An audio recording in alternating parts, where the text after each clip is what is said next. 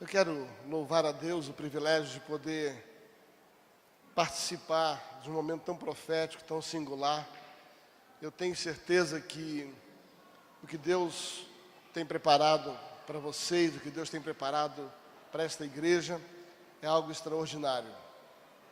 Gosto muito daquela palavra que o Senhor estabelece ali no livro de Isaías, diz assim, querido, sabe, não se lembre das coisas passadas, mas existe algo novo que está surgindo à luz.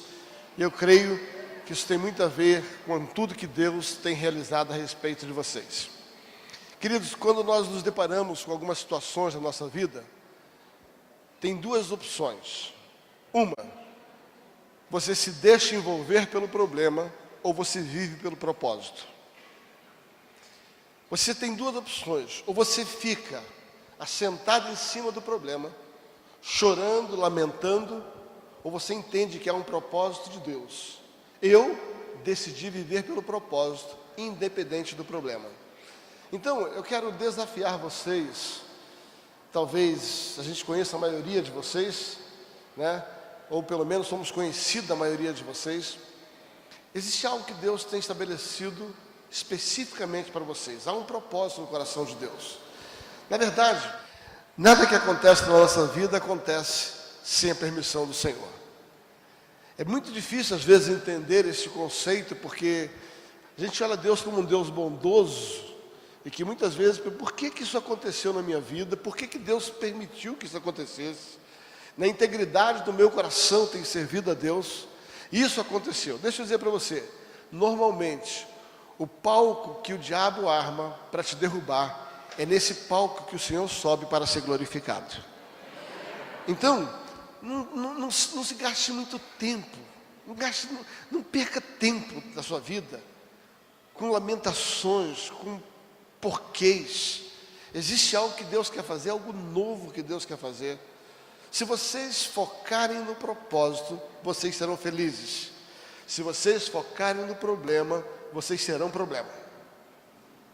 Então, antes de ministrar a palavra, eu queria dar essa palavra do meu coração para vocês. Vivam pelo propósito da Ágape, e não pelos problemas que foram gerados até aqui. Posso ouvir um amém? Amém. Posso ouvir um glória a Deus? Amém. Dá uma mexida com o seu irmão do lado e diga assim, vamos viver o propósito.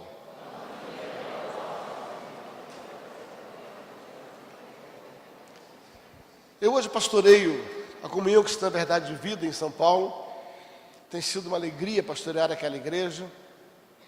E agora em agosto vamos fazer 6 anos que nós estamos com a Verdade de Vida. Tem sido um desafio, mas uma grande alegria estar à frente daquele trabalho ali em São Paulo. Também tem tido uma equipe preciosa, estamos com uma equipe maravilhosa de pastores, de líderes. E tem sido um tempo precioso na vida da igreja.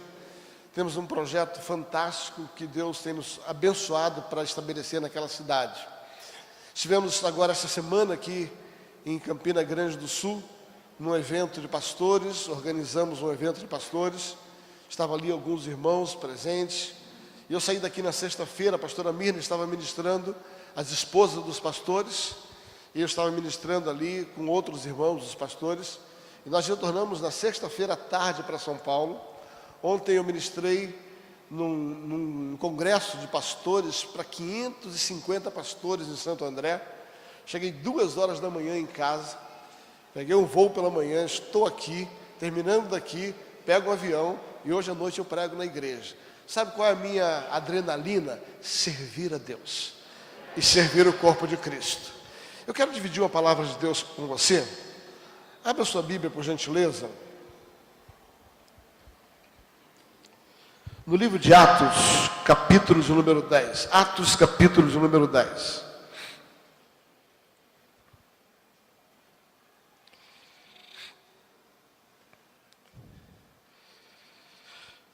Morava em Cesareia um homem de nome Cornélio, centurião da corte chamada italiana. Esse homem era piedoso e temente a Deus com toda a sua casa. E fazia de contínuo muitas esmolas ao povo e orava a Deus. Esse homem observou claramente durante uma visão, cerca da hora 9ª do dia, um anjo de Deus que se aproximou dele e disse: Cornélio. E ele, fixando nele os olhos e possuído de um temor, perguntou: que é, Senhor?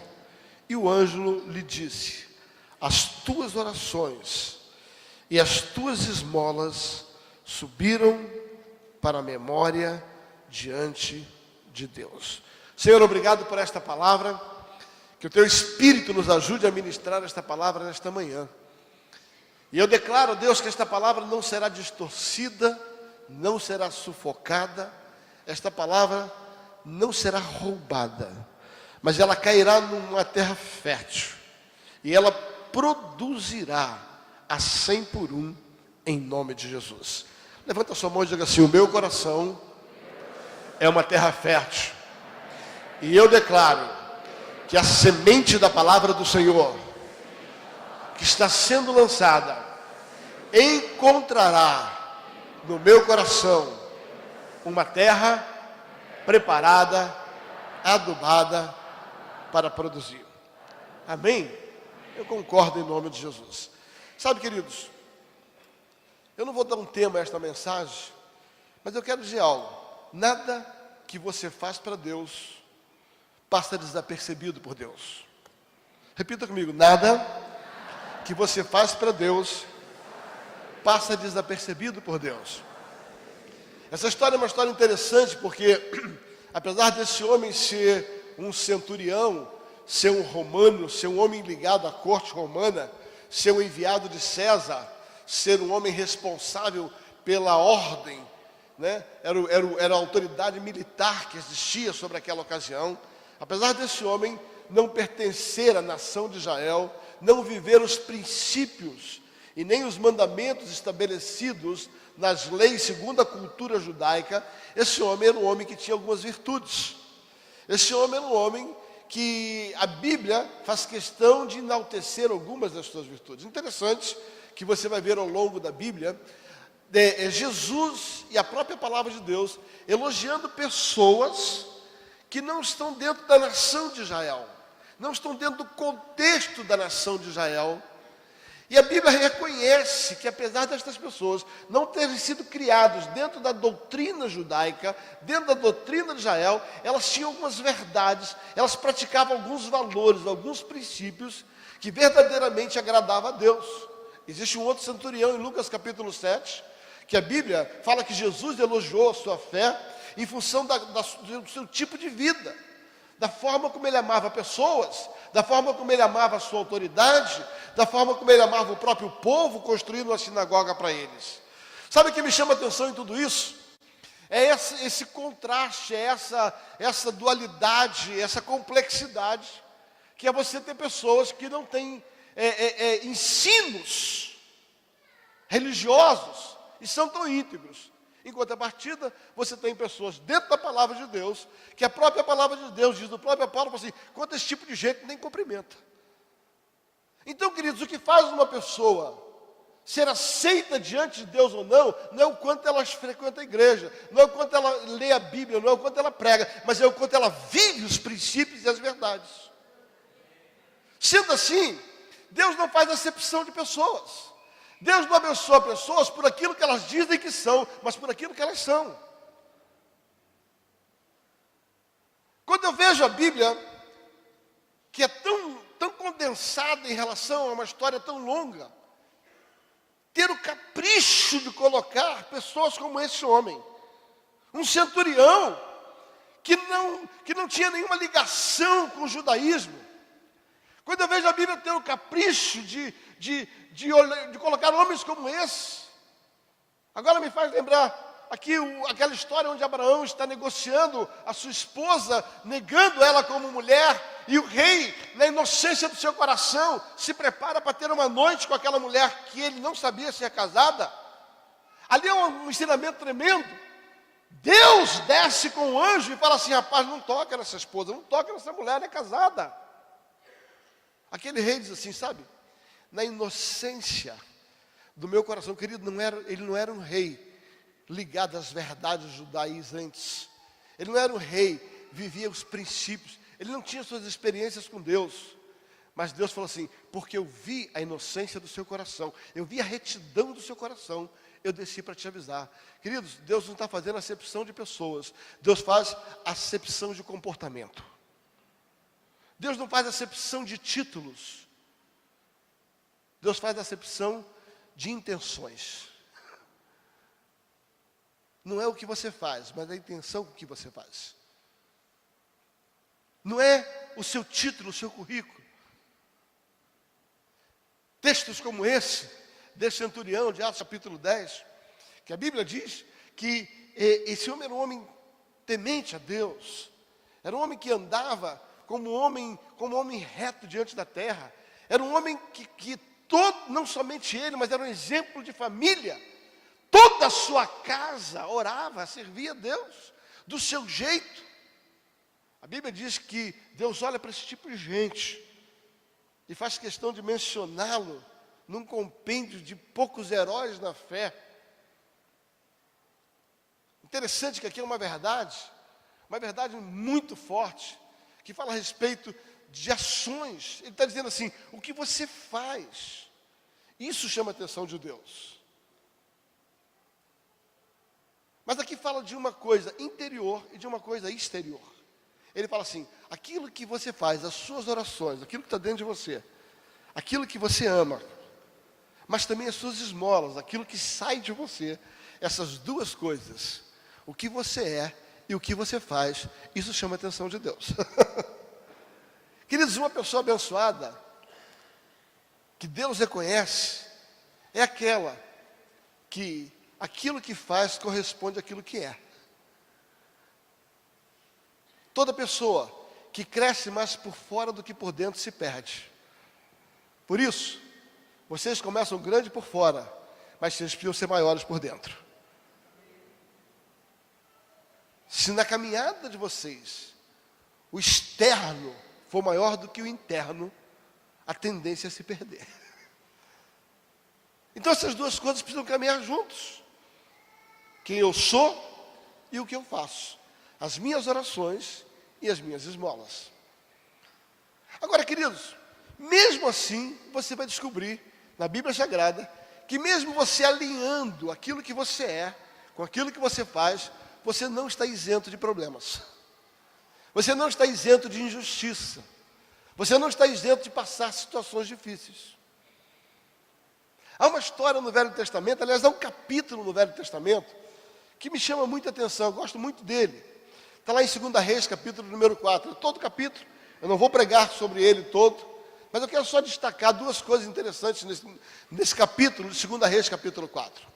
2 Reis, capítulo 4, conta a história de duas mulheres. Uma primeira mulher, começa os primeiros capítulos, e a Bíblia chama essa mulher que não tem nome, a Bíblia diz que certa mulher, das mulheres dos discípulos do profeta Eliseu, ou seja, a Bíblia não cita o seu nome, fala a respeito de uma mulher que era casada com um discípulo de Eliseu. E a segunda mulher, a Bíblia também não destaca o seu nome, só diz a sua origem, uma sunamita, né? Vai falar a respeito dessa mulher sunamita. Na verdade, esse texto de 2 Reis, capítulo 4, ele conta a história de duas mulheres. Essas duas mulheres, é interessante, essas duas mulheres, as duas vivem o mesmo problema. As duas têm uma perda. Tanto a primeira mulher, vamos chamar a mulher número 1, essa mulher que é esposa de um profeta, a mulher número 1, ela tem um problema. A desgraça chega na sua casa, a injustiça chega na sua casa, o problema chega na sua casa, a morte chega na sua casa. Essa mulher, a Bíblia descreve que ela viveu um problema, mesmo sendo esposa de um discípulo de Eliseu. E é interessante que ela mesma fala assim, tu sabes que o meu marido, teu servo, era fiel. Está dizendo assim, não houve problema. O problema não chegou na casa dele porque ele foi safado, sem vergonha, pecou, ele mentiu, ele roubou.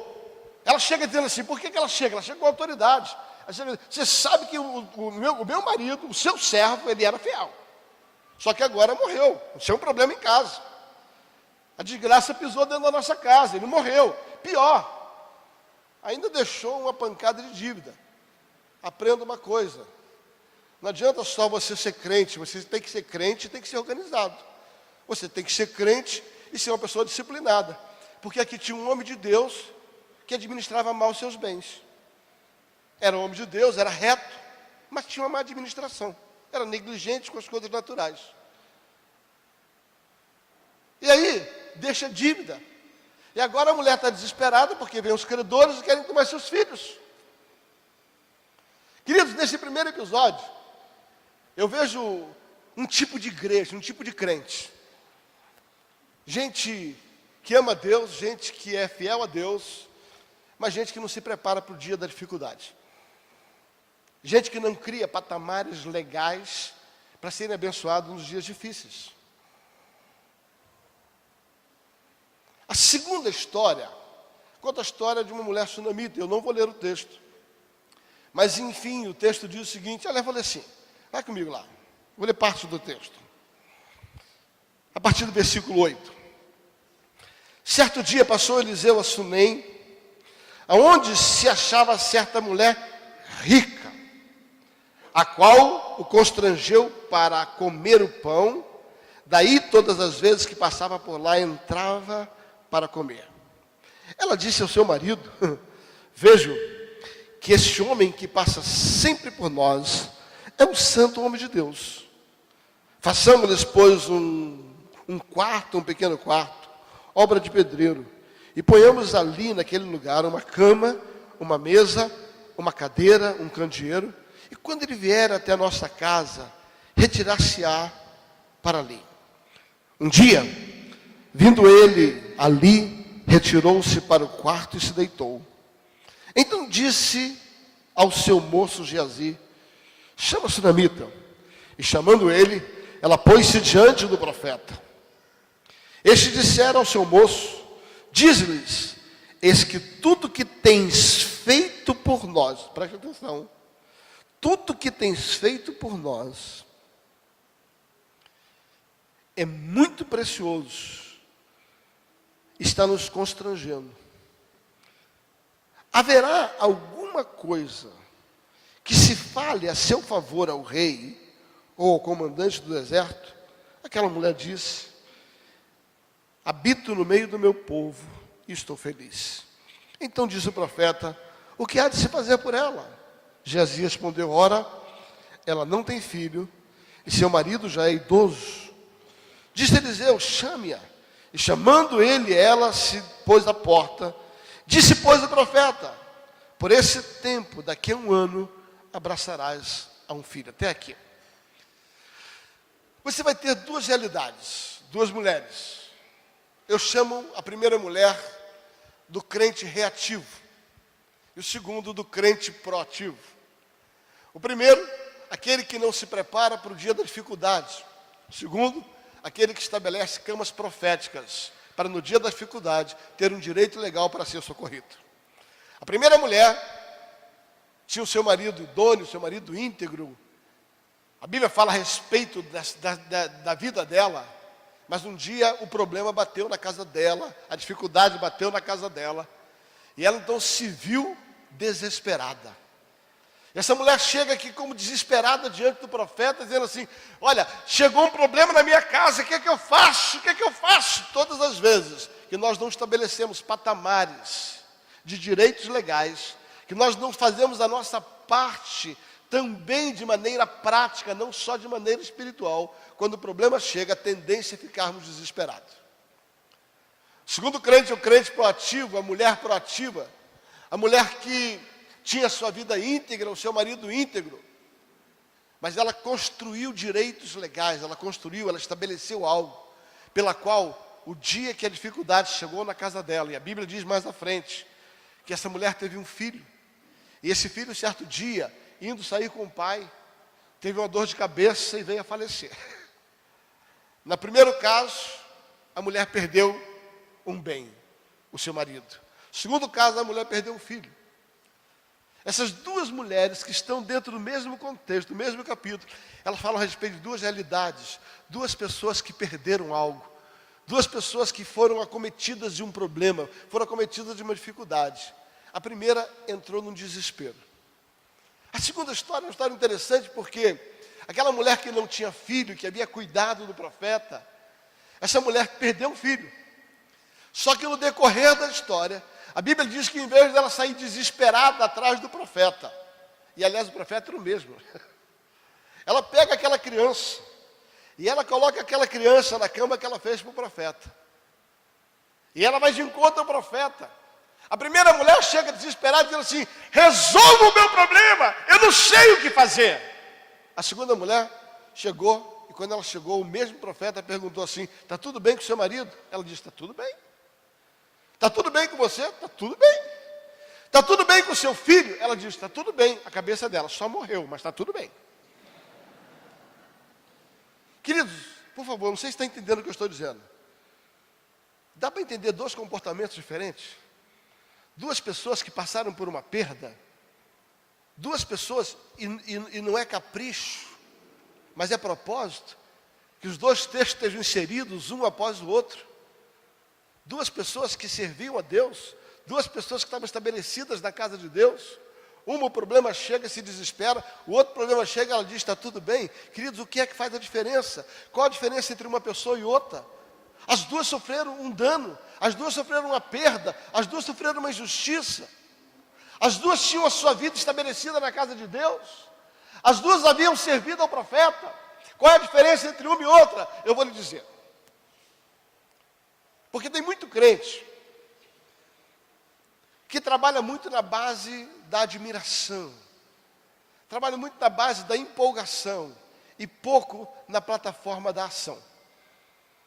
Jesus, em Marcos capítulo 6, a Bíblia fala que ele se assusta porque as pessoas admiravam o que ele fazia, mas não criam nele. Ele não pôde fazer alguns poucos milagres, porque as pessoas dizem assim: quem é este? Que palavra maravilhosa! Mas em seguida diz assim: será que esse aí não é o filho de José? Não é? Suas irmãs não estão aqui? Ou seja, tinha uma expressão de admiração do que Jesus falava, mas não conseguiam fazer nada e crer naquilo que Jesus fazia. Jesus chamava essas pessoas de incrédula, apesar de externar palavras positivas a respeito de Jesus. Existe uma diferença entre admiração e reconhecimento. Admiração é a atitude de verbalizar algo positivo. Esta flor é linda. Admiração. Admiração é a verbalização de algo que você acha bom. Nossa, essa igreja está linda. O louvor está maravilhoso. Admiração. Admiração é externar com palavras algo que você achou bonito. Agora existe uma outra plataforma, que é o reconhecimento. E o reconhecimento, ele é feito de admiração mais investimento. Fala comigo: reconhecimento é admiração mais investimento.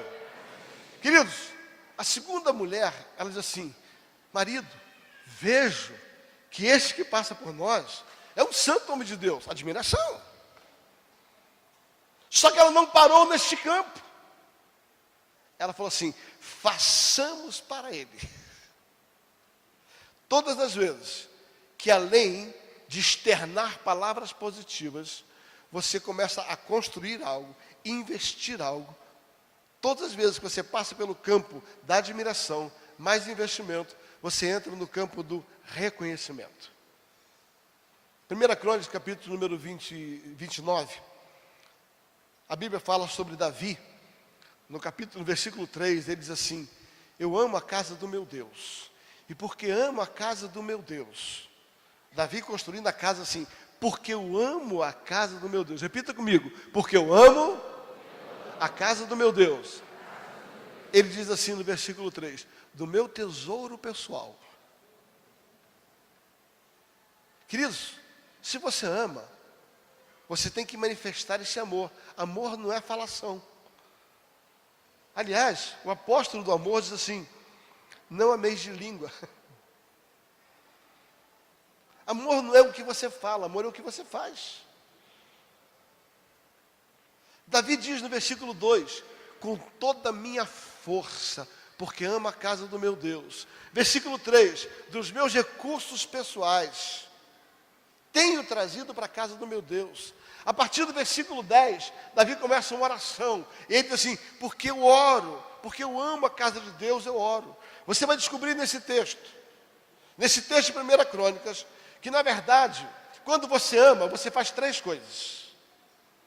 Levanta o dedinho e diga assim, quem ama, gasta tempo.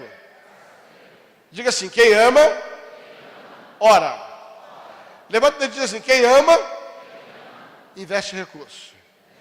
Diga assim, oração, tempo e dinheiro. O que Davi fala em 1 Crônicas 29 é, porque eu amo, eu dou meu tempo. Porque eu amo, eu oro. Porque eu amo, eu dou os meus recursos. Deixa eu contar um segredo para você. Me responde uma pergunta. Você que é esposa, você se casaria com um marido que chegasse para você e diz assim, eu te amo, mas eu não tenho tempo de me relacionar com você. Está aqui um cartão de crédito, pode gastar à vontade, mas por favor, não conte comigo. Você casaria com um homem assim? Você casaria com um homem que dissesse para você assim, olha, eu te amo, eu até vou pagar as contas da casa, vou gastar um tempo com você, mas nunca vou orar por você. Você casaria com um marido assim? Não. Você casaria com um marido que dissesse para você assim, olha, eu amo muito você, eu vou ficar do teu lado o resto da vida, sabe, vou te ajudar a cozinhar, vou te ajudar a lavar a louça, você nunca vai pegar uma única meia minha, suja, eu vou estar do seu lado, eu vou orar com você, mas não te dou um centavo.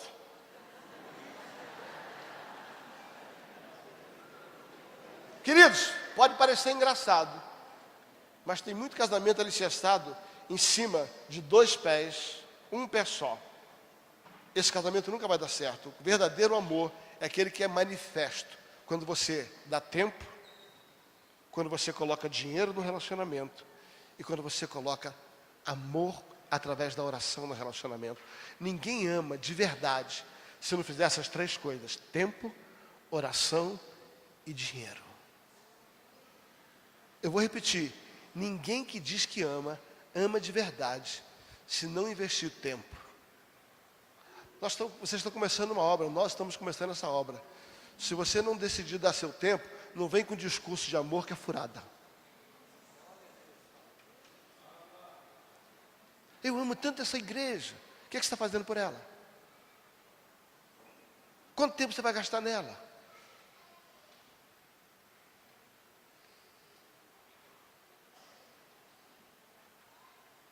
Quando eu cheguei em São Paulo, a gente pregava as pessoas assim, uau, que unção, pastor, amei essa igreja. Eu ia para casa e dizia assim, graças a Deus, mais um membro. Nunca mais voltava. Amou nada, querido. Não amou nada.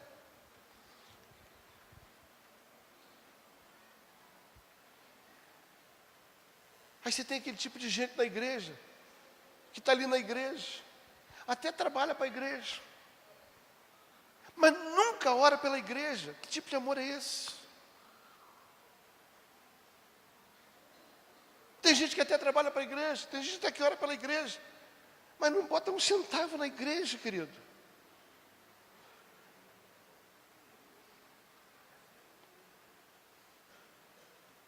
Eu não entendo esse tipo de amor. Vocês estão construindo uma igreja para o Senhor Jesus, por nome Ágape, amor. Quer viver o nome dessa igreja? Invista seu tempo, ore por ela e coloque seu dinheiro aqui. Talvez você esteja tão machucado com o negócio de dinheiro, que você já está com a mão presa no seu bolso. Não é porque algumas pessoas agem errado a respeito disso, que você vai perder a bênção por causa disso.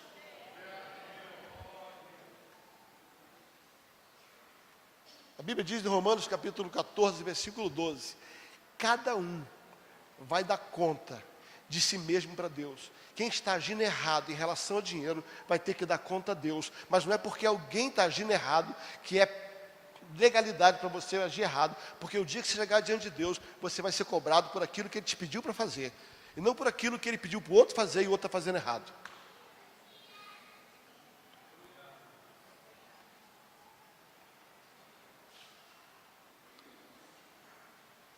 Investimento, amor, estabelece nesse nível de reconhecimento. Elogio, mais investimento. Investimento é feito de tempo, é feito de oração e é feito de recursos. Querido, o nome disso é reconhecimento. Fala comigo. Todo reconhecimento tem benefícios. Diga assim, todo reconhecimento tem benefícios. Na história de 2 Reis, da mulher sunamita, a Bíblia fala sobre 4 benefícios do reconhecimento. Você gosta de anotar? Pode anotar. 4 benefícios de toda pessoa que sai do patamar da declaração positiva, da verbalização, sai do patamar do elogio e entra no nível do reconhecimento, investindo tempo, oração e recurso, além de elogiar.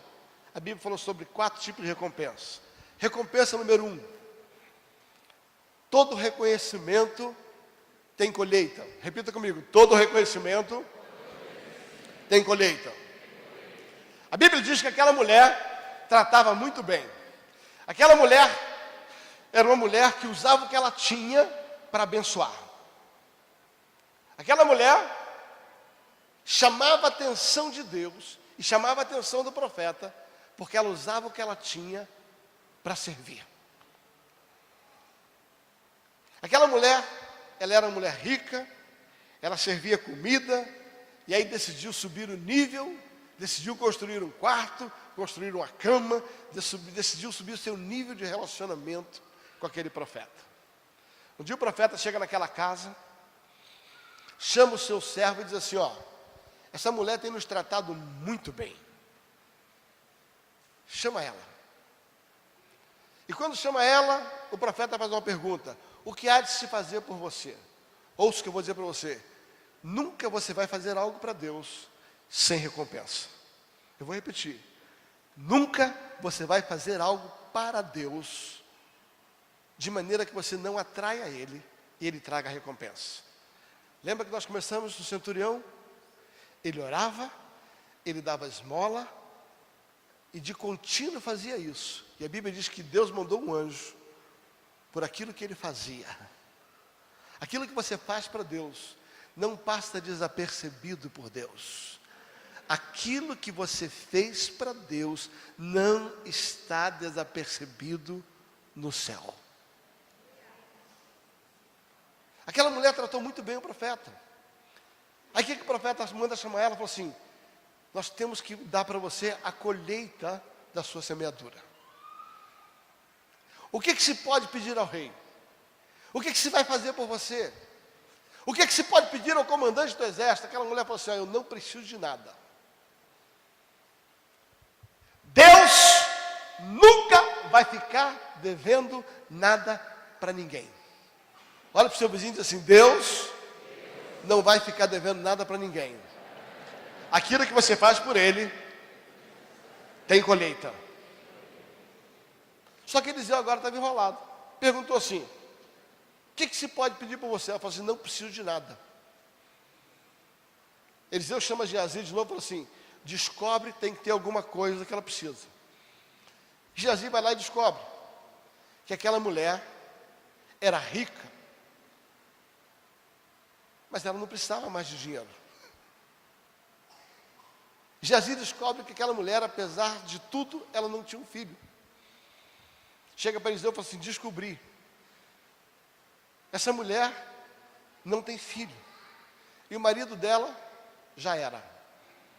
É verdade, aí está escrito lá, seu marido já era velho. Ou seja, desse mato não sai cachorro.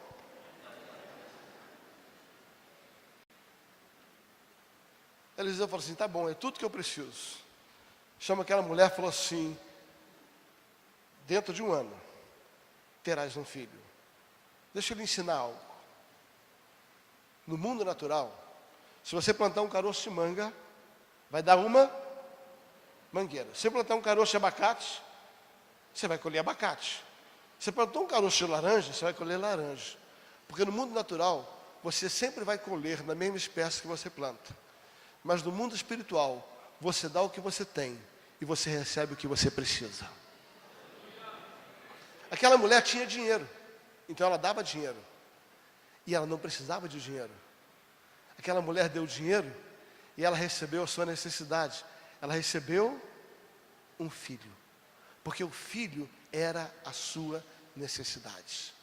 E aí onde muita gente não entende. Algumas coisas que você fez para Deus, dinheiro que você colocou em determinados ministérios, tempo que você gastou naquele ministério, talvez você nunca receba na mesma espécie, mas Deus vai te dar naquilo que você precisa. Deus não vai ficar devendo nada para você e nem para mim. Tudo aquilo que você fez para Ele tem recompensa. O que acontece é que às vezes a recompensa não vem da mesma espécie da semeadura. Há uma história na Bíblia que me chama muita atenção. A Bíblia conta no livro de Esther, capítulo 4, a história de um homem chamado Mordecai, ou Mardoqueu. A Bíblia diz que certa ocasião esse homem, ele estava rodando o palácio e ouviu falar que os homens queriam matar o rei. E aqueles homens que queriam matar o rei, ele denunciou aqueles homens foram presos, e quando aqueles homens foram presos, eles foram mortos. E tudo que acontecia naquele reino, guarda o que eu vou dizer para você, preste atenção, tudo que acontecia naquele reino, ia para as crônicas daquele reino. O livro das crônicas é um relato dos acontecimentos. E quando aconteceu isso, foi escrito no livro das crônicas. Certo dia, um homem chamado Mordecai denunciou que o rei ia morrer. O rei prendeu os homens e não morreu. Passa-se muitos anos. Fala comigo, passa-se muitos anos.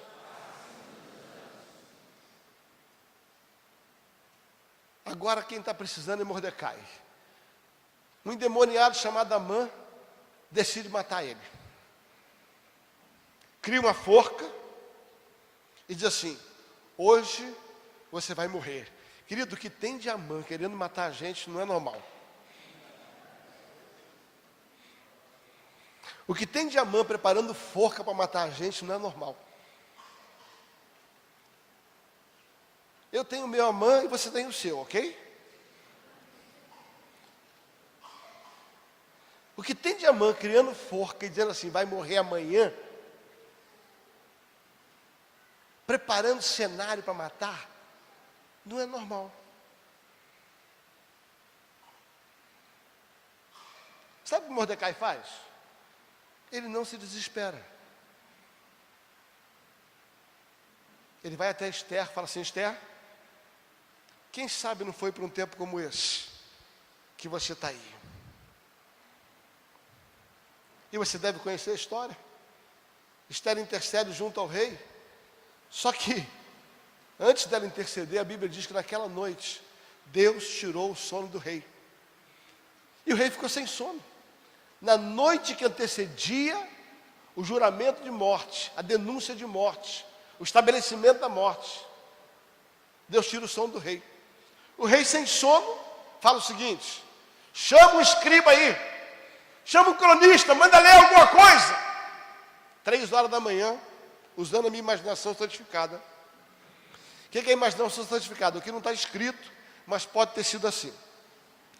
Usando a minha imaginação santificada, 3 horas da manhã, o cronista diz assim, nossa, mas vou ter que ler para o rei. Ele abre a Bíblia em qualquer lugar. A hora que ele abre a Bíblia, ele começa a ler.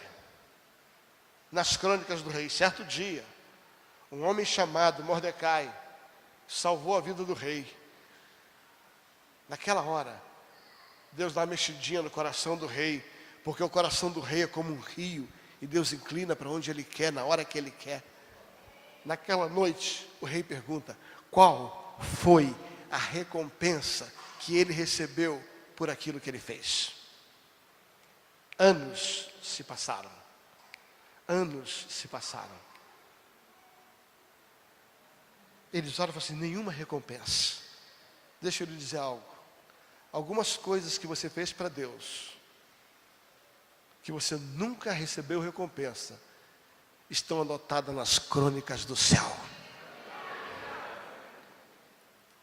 E no momento que você mais precisar, Deus vai lá nas crônicas e pergunta, qual foi a recompensa que ele recebeu? Deus nunca vai ficar devendo nada para você. Pastor, eu passei 20 anos servindo no ministério. E o Kiko? E o que eu tenho a ver com isso? Você serviu a Deus lá. E se você serviu a Deus lá, está escrito nas crônicas do céu, e no tempo certo, a recompensa virá. Pastor, botei muito dinheiro meu. Eu nunca tive 100 vezes mais do jeito que profetizaram.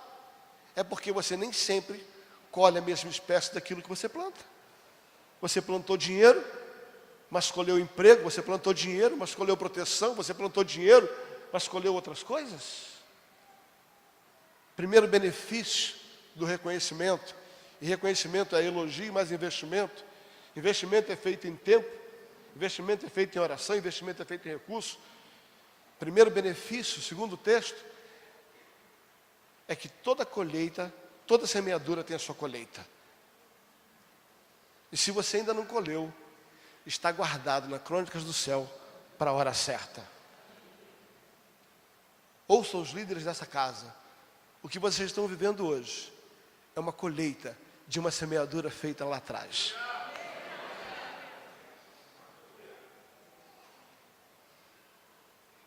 E como a gente faz para Deus, na hora H, no dia 28 de fevereiro de 2016, Ele abre a janela do céu e libera a colheita daquilo que foi feito para Ele, porque estava guardado nas crônicas do céu.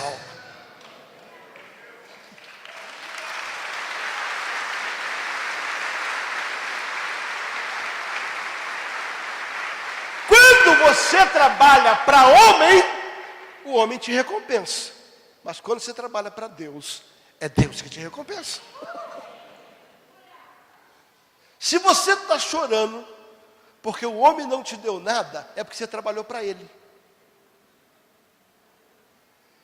Agora, faça como uma mulher sunamita, que fez para Deus e não para o profeta. E quando a desgraça saiu na casa dela, em vez dela se escabelar, que nem a primeira mulher, ela pegou a criancinha e botou naquilo que ela fez para o profeta e descansou, porque ela conhecia o Deus a quem ela serviu. Segunda verdade, segundo benefício de quem anda na lei do reconhecimento. Todo reconhecimento traz de volta sonhos antigos. Toda vez que você anda no nível do reconhecimento, elogio mais investimento. Investimento é feito de oração, tempo e recurso. Fala comigo, oração, tempo e recurso. Segundo benefício, Deus traz sonhos antigos. Toda mulher naquela época vivia para ter filho. A mulher nascia com um sonho, eu vou dar um filho. Eu vou dar um filho. Esta mulher não era diferente de nenhuma outra mulher. Só que agora, o seu sonho já era impossível.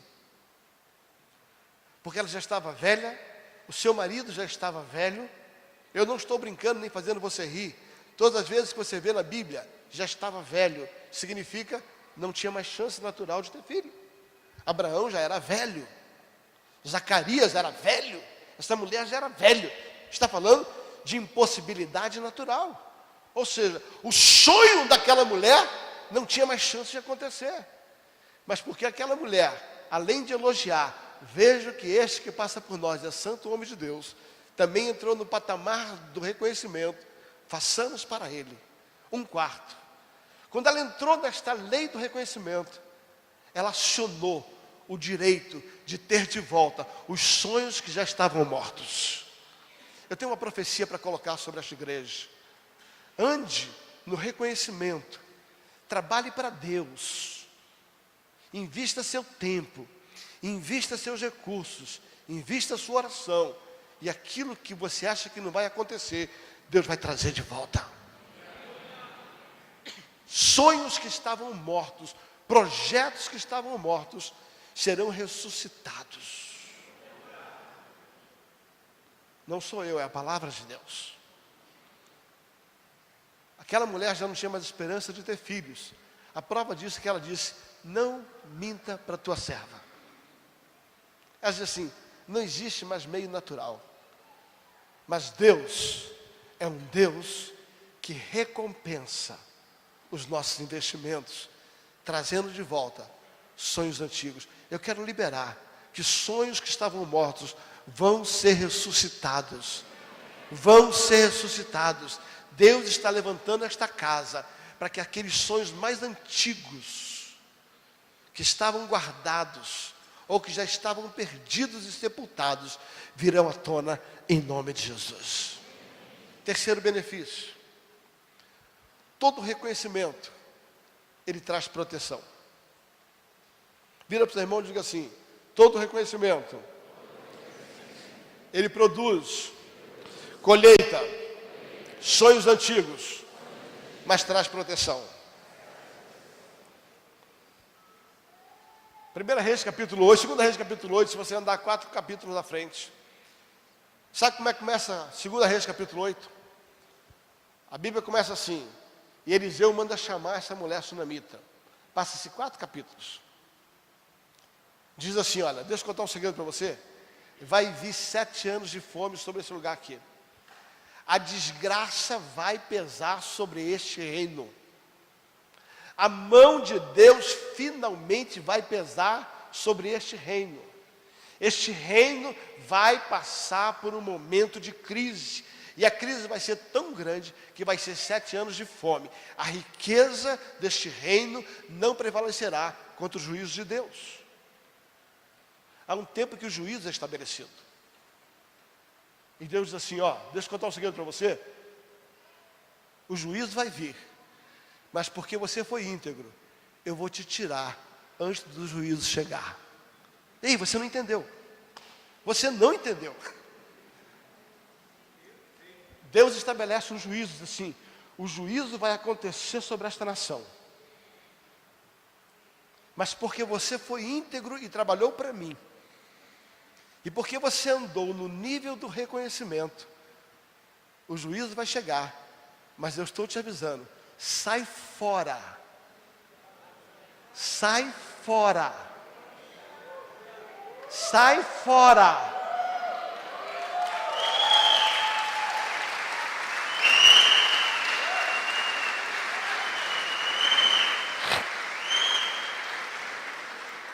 Eu ainda sou profeta nessa nação.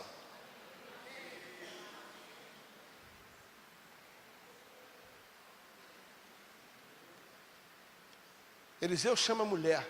Quantas pessoas tinham lá, queridos? Milhares, milhares, centenas. Mas aquela mulher havia estabelecido um patamar. E ela foi avisada para sair fora antes que a desgraça maior chegasse. E a Bíblia diz que aquela mulher obedeceu e sumiu.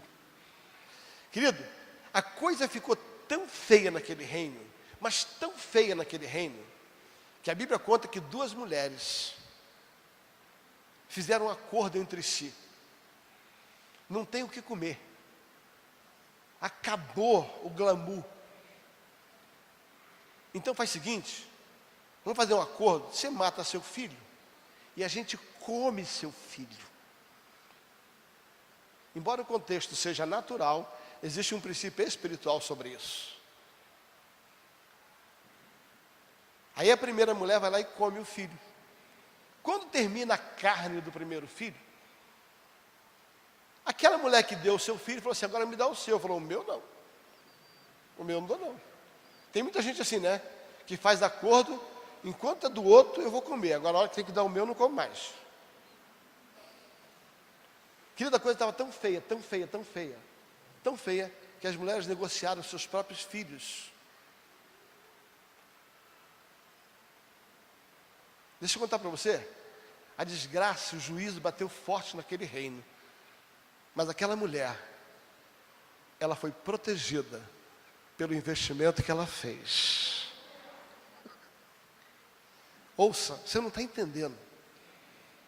Eu não cheguei 3 horas da manhã na minha casa ontem, saí às 6 aqui, para pregar uma palavra bonita. Eu vim aqui estabelecer uma palavra profética sobre essa casa.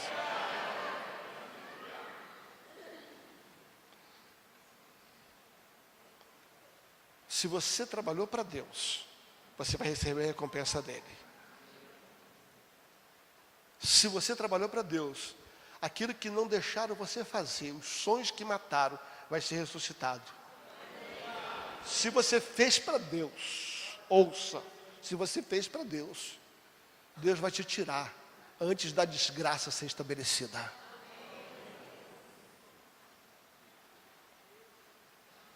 Último benefício.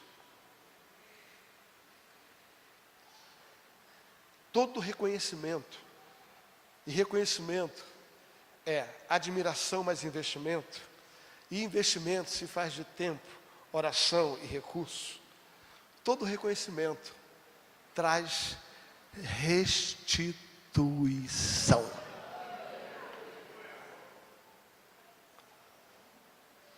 Todo reconhecimento libera restituição. Voltando para 1 Reis, capítulo 4.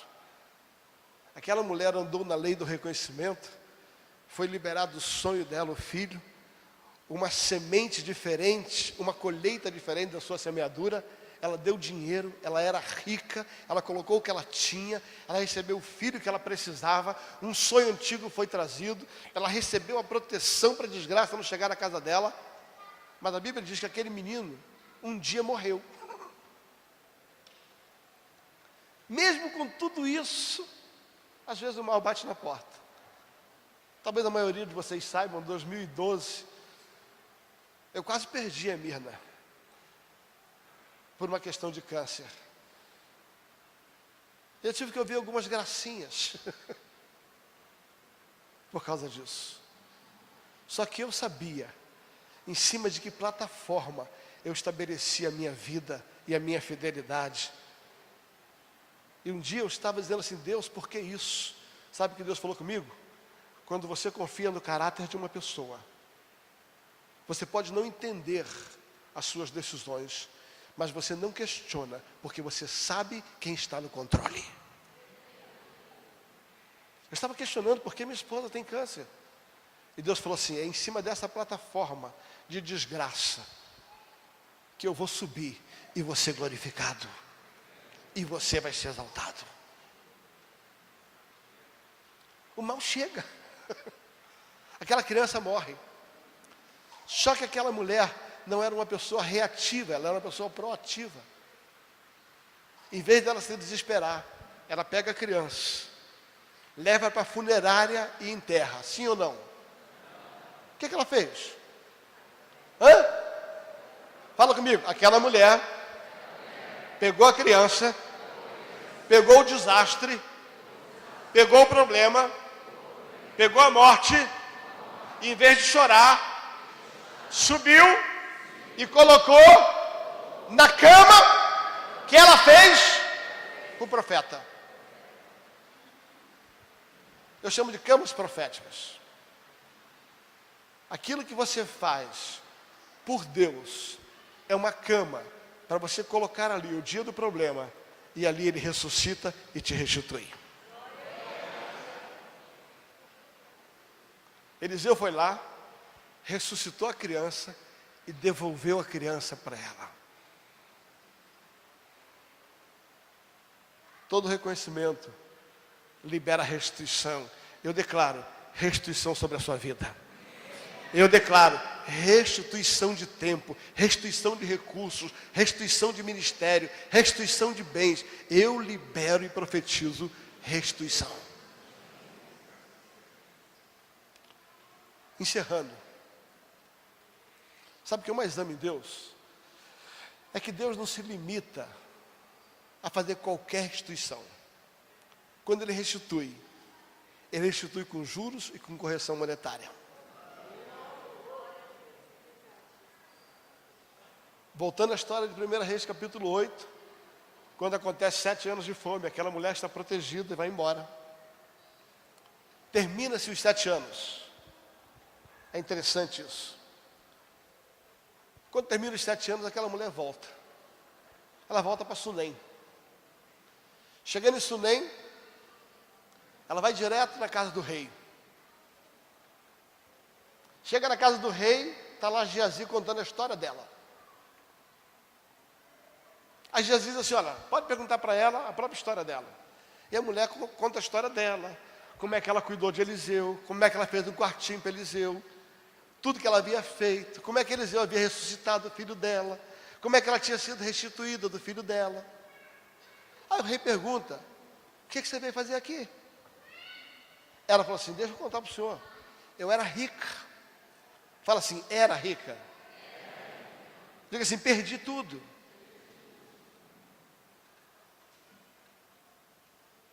Aí o rei falou assim, chama os escrivãos. E mandou chamar, está lá em 2 Reis, capítulo 8. Devolve para ela a casa dela. Devolve para ela a fazenda dela. Aí ela é restituída. Mas como Deus é generoso, Ele diz assim, ainda devolva para ela os 7 anos que ela passou fora e não recebeu recompensa. Ele não só devolve o que tinha, mas até o tempo perdido naquele reino, Deus devolve. Vamos colocar em pé.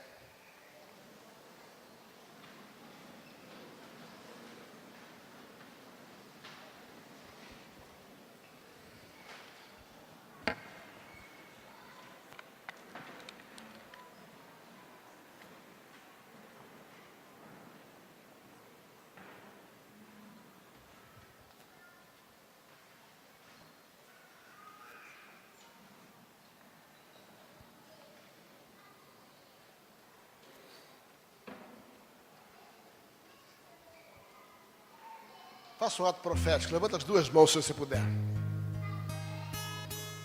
Diga assim, eu não vou parar nem andar por causa de problema.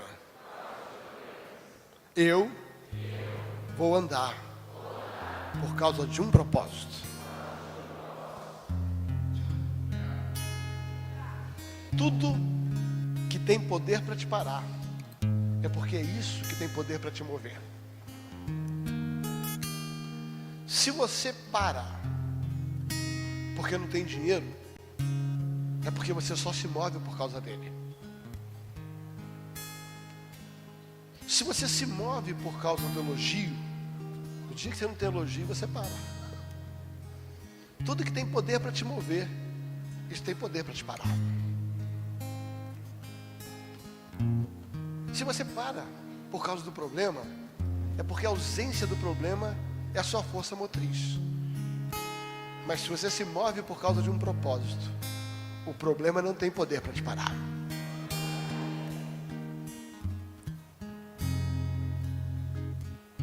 Nessa manhã, o meu coração, debaixo de um encargo profético, foi dizer para vocês algo.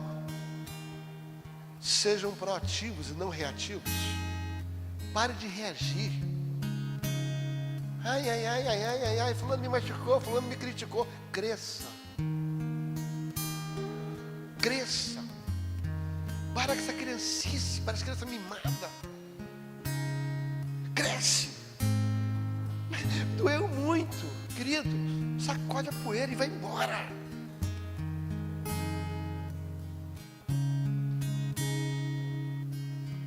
Você é maior do que aquilo que tentaram fazer contra você.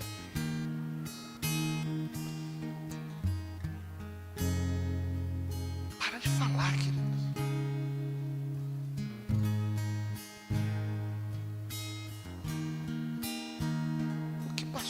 passou, chega.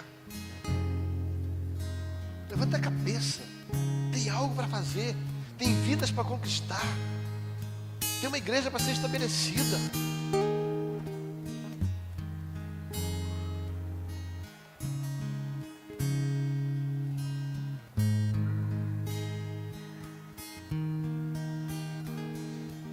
Tudo que você fez para Deus tem a recompensa de Deus. Tudo que você fez para o homem já era. Acabou.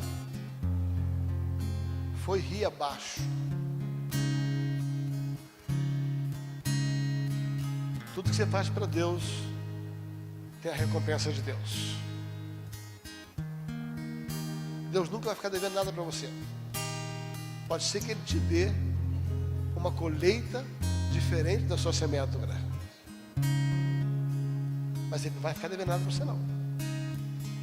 E se você, além de externar palavras de afirmação, de elogios, se você aprender a lei do reconhecimento, investindo na sua oração, investindo no seu tempo, investindo no seu recurso, você vai subir um nível, que é o nível do reconhecimento. Todo reconhecimento tem benefício. Todo reconhecimento libera colheita. Todo reconhecimento libera sonhos antigos. Todo reconhecimento libera proteção. E todo reconhecimento libera restituição. Eu declaro que assim será. Está feito, estabelecido, em nome de Jesus.